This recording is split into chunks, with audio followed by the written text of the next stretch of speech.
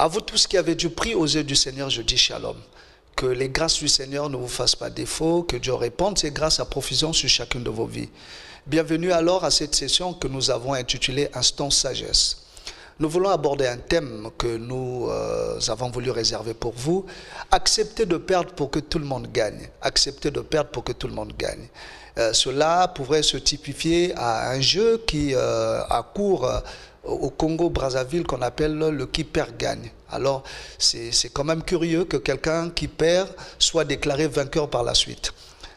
Par excellence, l'exemple, c'est l'exemple de Dieu lui-même. Dieu qui a accepté de perdre pour gagner par la suite.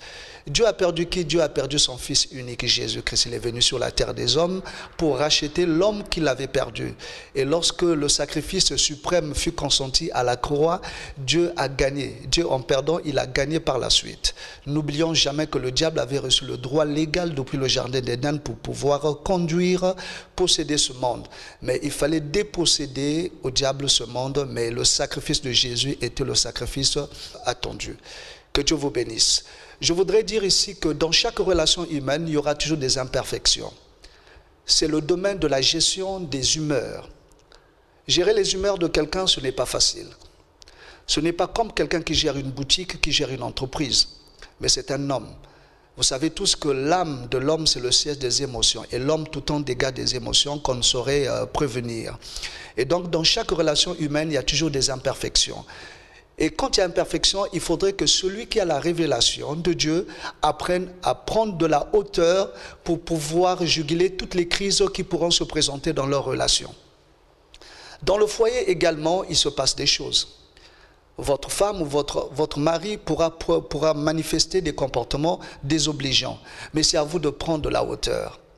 Un couple qui n'a pas compris la chose se mettra à faire n'importe quoi. Ce sera une famille enflammée, ce sera la guerre tout le temps. Ce sera une histoire, comme on va dire, un couple Mike Tyson et Margaret Thatcher où il n'y a pas de relation enrichissante. Mais Dieu nous appelle à vivre en paix.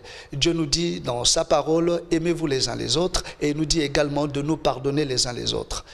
Et ce que nous devons faire aujourd'hui, c'est de se dire, si nous ne pardonnons pas aujourd'hui, si nous n'acceptons pas de perdre, même quoi que nous ayons raison, si nous n'acceptons pas de concéder certaines victoires à d'autres, bien-aimés, nous allons casser l'avenir également de notre progéniture. Tous les enfants caressent un rêve légitime, c'est de pouvoir raconter une histoire glorieuse de leur enfance un jour.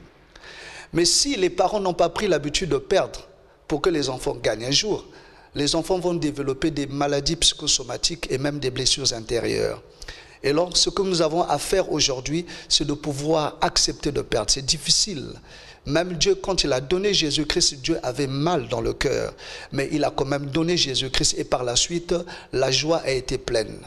Je voudrais dire à quelqu'un également que c'est sur le chemin des pertes que nous avons la victoire.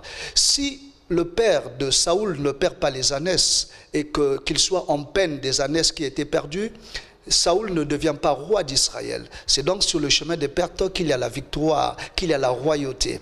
Si vous acceptez de perdre une position aujourd'hui, Dieu vous donnera une position très élevée. N'est-ce pas qu'il est écrit dans la parole du Seigneur? C'est après avoir perdu, accepter la mort de la croix, accepter de mourir sur l'infâme bois, que Christ a été élevé au-dessus de tout. Il a reçu le nom le plus excellent, mais c'était au prix de la perte.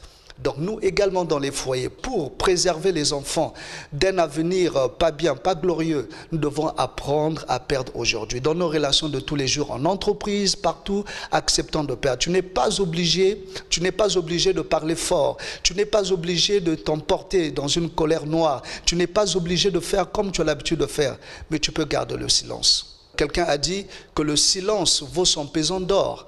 Et quand vous restez parfois calme, alors que vous vous taisez, alors que vous avez raison, Dieu vous donnera à marcher dans la victoire. Et même celui qui croyait avoir raison, quand il se rendra compte en fait qu'il n'avait pas raison, il vous trouvera de grands. Il faudrait que les gens vous prennent pour des grands réellement, parce qu'il n'y a que les grands qui pardonnent. Jamais les petites personnes ont pardonné.